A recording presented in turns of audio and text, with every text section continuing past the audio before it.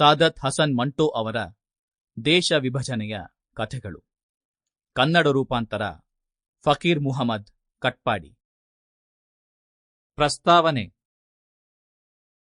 ಮರಣೋತ್ತರ ಪ್ರಶಂಸೆ ನನಗೆ ಬೇಡ ದೇವರೇ ಎಂದ ಉರ್ದು ಸಾಹಿತಿ ಸಾದತ್ ಹಸನ್ ಮಂಟೋ 1947ರ ಭಾರತ ವಿಭಜನೆಯ ಸಂದರ್ಭದಲ್ಲಿ ಕಂಡ ಕರಾಳ ಅನುಭವಗಳನ್ನು ಶಬ್ದಗಳ ಮೂಲಕ ನಮ್ಮ ಅನುಭವಕ್ಕೆ ತರುವ ಉರ್ದು ಭಾಷೆಯ ಶ್ರೇಷ್ಠ ಸಾಹಿತಿಗಳಲ್ಲಿ ಓರ್ವರಾದ ಸಾದತ್ ಹಸನ್ ಮಂಟೋ ಭಾರತದಲ್ಲಿ ಹುಟ್ಟಿ ಬೆಳೆದವರು. ನಂತರ ದೇಶ ವಿಭಜನೆಯು ಸೃಷ್ಟಿಸಿದ ಕ್ರೂರ ವಾತಾವರಣಕ್ಕೆ ಬಲಿಯಾಗಿ ಪಾಕಿಸ್ತಾನಕ್ಕೆ ಮನಸ್ಸಿಲ್ಲದ ಮನಸ್ಸಿನಲ್ಲಿ ವಲಸೆ ಹೋದವರು. 200ಕ್ಕೂ ಹೆಚ್ಚಿನ ಸಂಖ್ಯೆಯ ಸಣ್ಣ ಕಥೆಗಳನ್ನು, ಇದಕ್ಕಿಂತಲೂ ಅಧಿಕ ಸಂಖ್ಯೆಯ ಹಿಂದಿ ಚಲನಚಿತ್ರಗಳಿಗೆ ಸಾಹಿತ್ಯ ಬರೆದು, ನಾಟಕಗಳನ್ನು, ಸ್ತಬ್ಧ ಚಿತ್ರಗಳನ್ನು, ಹಲವಾರು ಶ್ರೇಷ್ಠ ಪ್ರಬಂಧಗಳನ್ನು, ಅನುವಾದಗಳನ್ನು ಬರೆದ ಮಹಾಮೇಧಾವಿ ಎಂದು ಪರಿಗಣಿಸಲ್ಪಟ್ಟ ಮಂಟೋ ಬದುಕಿನುದ್ದಕ್ಕೂ ಅನೇಕ ಸಂಕಷ್ಟಗಳನ್ನು ಎದುರಿಸಿದವರು. ಮೊದಲು ಉರ್ದು ಸಾಹಿತ್ಯದಲ್ಲಿ ಇವರು ಬರೆದದ್ದೆಲ್ಲವೂ ಕಾಮಪ್ರಚೋದಕ ಬರವಣಿಗೆಗಳೆಂದು ಟೀಕಿಸಲಾಯಿತು. ತಮ್ಮ ಬರವಣಿಗೆಯ ಮೂಲಕ ಸಾಮಾಜಿಕ ಸ್ವಾಸ್ಥ್ಯವನ್ನು ಹಾಳುಗೆಡುವುತ್ತಿದ್ದಾರೆಂದು ಬ್ರಿಟಿಷರ ಆಳ್ವಿಕೆಯ ಸಂದರ್ಭದಲ್ಲಿ, ಅಂದರೆ 1932ರಲ್ಲಿ ಇವರ ಭೂ ವಾಸನೆ, ಥಂಡಾಗೋಶ್ ತಣ್ಣಗಿನ ಮಾಂಸ, ಖಾಲಿ ಸೆಲ್ವಾರ್ ಕಪ್ಪು ಶಾಲು, ಖೋಲ್ದೋ ತೆರೆದುಬಿಡು ಮುಂತಾದ ಕತೆಗಳು ತೀವ್ರ ವಾದವಿವಾದಗಳಲ್ಲಿ ಸಿಲುಕಿ ಡಿಫೆನ್ಸ್ ಇಂಡಿಯಾ ರೂಲ್ಸ್ ಆಕ್ಟ್ನ ಅನ್ವಯ ಲಾಹೋರ್ ನ್ಯಾಯಾಲಯದ ಕಟಕಟೆಯನ್ನು ಇವರು ಹತ್ತಬೇಕಾಗಿ ಬಂದಿತ್ತು.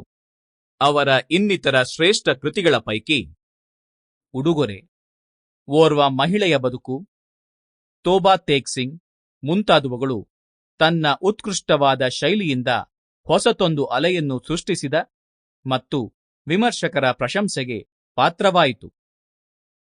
ಆದರೆ ಈ ಕೃತಿಗಳು ಇವರ ಮೇಲಿನ ಅಪವಾದಗಳಿಂದ ಮುಕ್ತಗೊಳಿಸುವಲ್ಲಿ ಸಫಲವಾಗಲಿಲ್ಲ. ಇವರ ಬದುಕಿನಲ್ಲಿ 1946ರಿಂದ 1950ರ ತನಕದ ಕಾಲಘಟ್ಟ ಅವರೇ ಹೇಳಿದಂತೆ ಉಸಿರು ಕಟ್ಟಿಕೊಂಡಿದ್ದ ಕಾಲ. ಈ ಕಾಲಘಟ್ಟದಲ್ಲಿ ಸಾಹಿತ್ಯ ವಲಯದಲ್ಲಿನ ಕಟುವಾದ ವಿಮರ್ಶೆ, ಟೀಕೆಗಳು, ಕೋರ್ಟು ಕೇಸುಗಳನ್ನು ಎದುರಿಸಬೇಕಾಯಿತು. ಇದಲ್ಲದೆ ಸಾಹಿತಿ ಗೆಳೆಯರೊಂದಿಗೆ ಕಟ್ಟಿ ಬೆಳೆಸಿದ ಪ್ರಗತಿಪರ ಸಾಹಿತ್ಯ ಸಂಘಟನೆ ಧಾರ್ಮಿಕ ಮೂಲಭೂತವಾದ ಸಂಪ್ರದಾಯವಾದಿಗಳ ನೇರವಾದ ಆಕ್ರಮಣಗಳಿಗೆ ತುತ್ತಾಗಿ ಸಂಪ್ರದಾಯವಾದಿಗಳ ನೇರ ಪ್ರಭಾವಕ್ಕೆ ಬಲಿಯಾಗಿ ಕ್ಷೀಣವಾಯಿತು. ಈ ಕಾಲಘಟ್ಟದಲ್ಲಿ ಭಾರತದ ವಿಭಜನೆಯಾಗಿ ತನ್ನ ಪ್ರೀತಿಯ ಊರಾದ ಮುಂಬಯಿಯನ್ನು ತೊರೆಯಬೇಕಾಗಿ ಬಂತು. ಸುತ್ತಮುತ್ತಲು ನಡೆದ ಅಮಾನುಷ ಕೃತ್ಯಗಳಿಗೆ ಸಾಕ್ಷಿಯಾಗಬೇಕಾಗಿ ಬಂತು. ಸಾದತ್ ಹಸನ್ ಮಂಟೋ ವಿಕ್ಟರ್ ಹ್ಯೂಗೋನ್ನ last day of a condemned man ಕೃತಿಯನ್ನು ಉರ್ದು ಭಾಷೆಗೆ ಅನುವಾದ ಮಾಡುವ ಮೂಲಕ ಉರ್ದು ಸಾಹಿತ್ಯ ಕ್ಷೇತ್ರದಲ್ಲಿ ಪ್ರವೇಶ ಮಾಡಿದರು.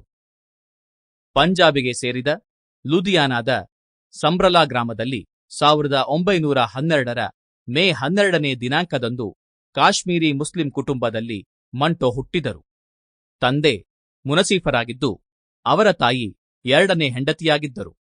ತಂದೆಯ ಮೊದಲ ಹೆಂಡತಿಯೇ ಪ್ರಬಲಳಾಗಿದ್ದು, ಮಂಟೋನ ತಾಯಿ ತನ್ನ 2 ಮಕ್ಕಳೊಂದಿಗೆ 2ನೇ ದರ್ಜೆಯ ಬದುಕು ಸಾಗಿಸಬೇಕಾಗಿತ್ತು.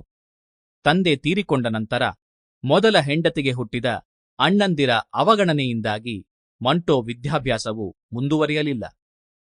ತನ್ನ ಒಡ ಹುಟ್ಟಿದ ಒಬ್ಬಳೇ ಅಕ್ಕ ಮದುವೆಯಾಗಿ ಮುಂಬಯಿಯಲ್ಲಿ ವಾಸಿಸುತ್ತಿದ್ದರು. ಇದರಿಂದಾಗಿ ಕೆಲಸ ಹುಡುಕಲು ಮುಂಬಯಿಗೆ ಮಂಟೋ ಪ್ರಯಾಣ ಬೆಳೆಸಿದರು. ಮುಂಬಯಿ ಇವರ ಅತ್ಯಂತ ಪ್ರೀತಿಯ ಪಟ್ಟಣವಾಗಿತ್ತು. ಅವರೇ ಒಂದೆಡೆ ಹೇಳುವಂತೆ, ಮುಂಬಯಿಯಲ್ಲಿ ನನ್ನ ಬದುಕಿನ ಅತ್ಯಂತ ಮುಖ್ಯ 12 ವರ್ಷಗಳನ್ನು ಕಳೆದಿದ್ದೇನೆ. ನಾನಿಂದು ಏನಾಗಿದ್ದೇನೋ ಅವೆಲ್ಲವೂ ನನ್ನ ಮುಂಬಯಿಯ ದಿನಗಳ ಅನುಭವದಿಂದ ಪಡೆದದ್ದಾಗಿದೆ. 1931ರಲ್ಲಿ ಇವರು ಜಲಿಯನ್ ವಾಲಾಬಾಗ್ನಲ್ಲಿ ನಡೆದ ಹತ್ಯಾಕಾಂಡದ Sample complete. Ready to continue?